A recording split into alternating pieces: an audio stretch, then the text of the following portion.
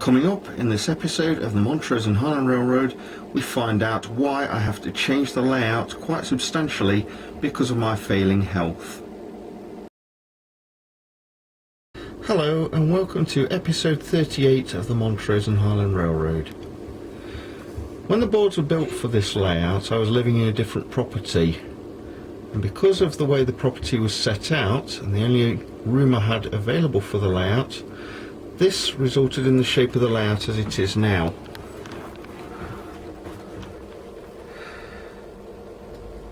The layout started out actually not as an American layout, but as an N-gauge Network Southeast British diesel layout.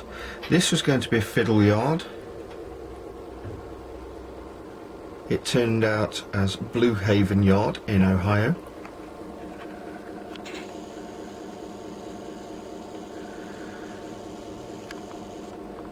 This was going to be a locomotive depot on the outskirts of West London. It ended up as a Cherry Valley depot in Ohio. And there was going to be a station at the back there behind where the Mopac locomotive is. And where this part of South Pine Yard was, that actually went in front of the door into the property. So I would have had to keep taking that up and putting it back down again. And then the other part of South Pine Yard, this went along a wall.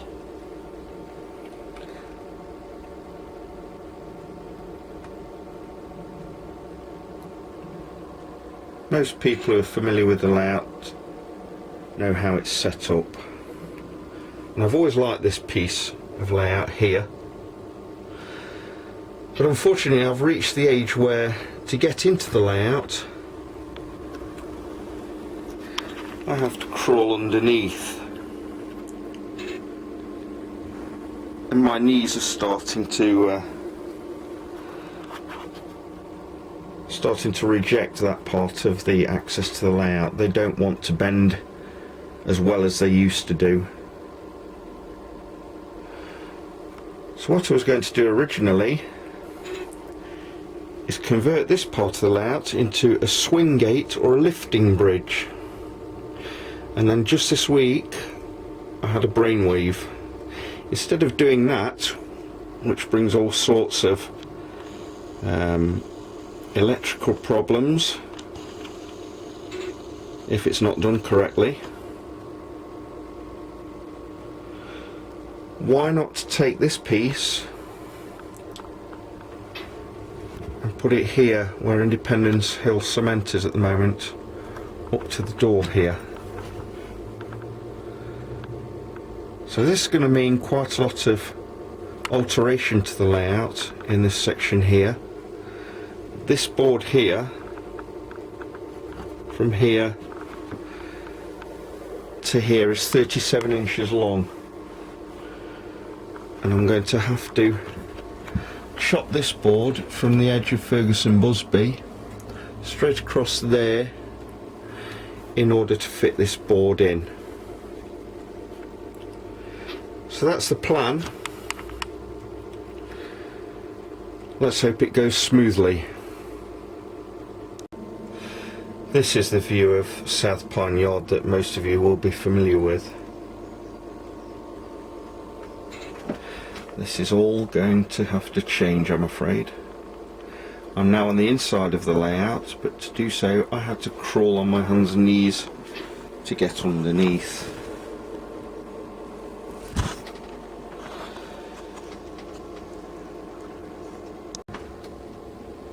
Okay, so you can see I've made a start. There's no trains in this section of the yard, and the tracks have been severed. Even Walt the Ghost has been removed. It's kind of sad seeing it like this, but it'll all be for the best. Seeing the layout like this is definitely very, very sad.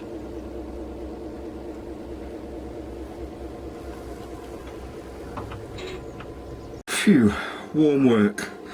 Anybody of a nervous disposition, please look away now.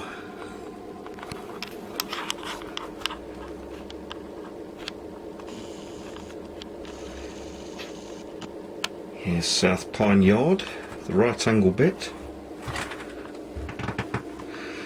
And here's where it's going to go.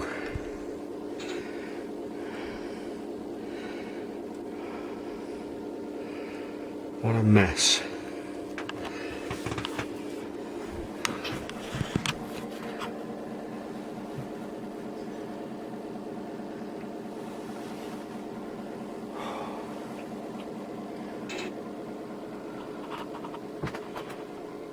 In fact, the whole room's a mess.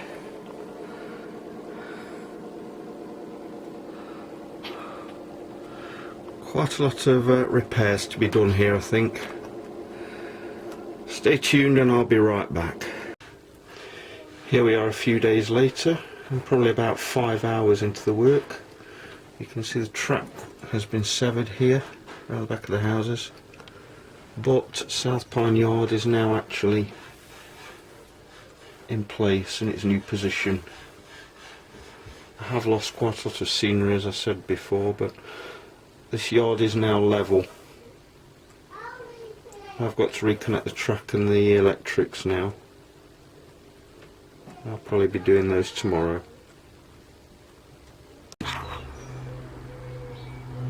So this is how the shed looks now. Excuse me. There's still quite a lot of mess in here. And as you can see, the alterations have made some damage in here,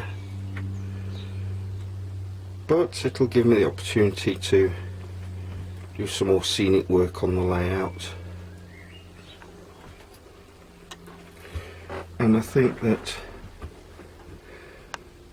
having moved the chest of drawers to the end here, it does feel like there is more room in the shed now. And overall, I think it's been worth changing everything around.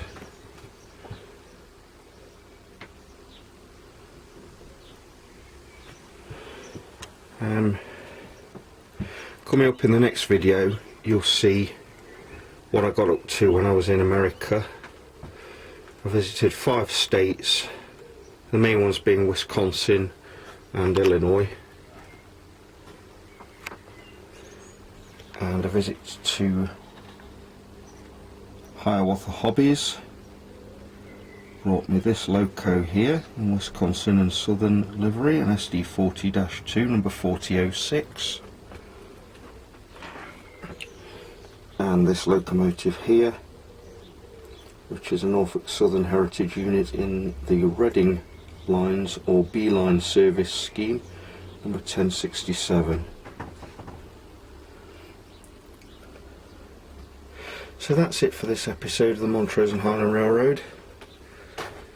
Major upheaval on the layout, but the layout has survived. Oh, one other thing. Why do you think I've got this? Switch it on underneath.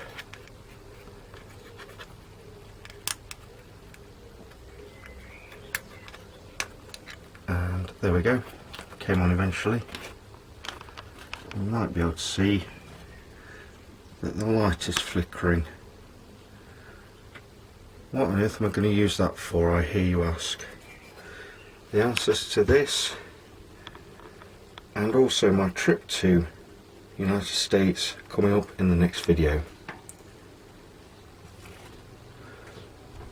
Thanks for watching.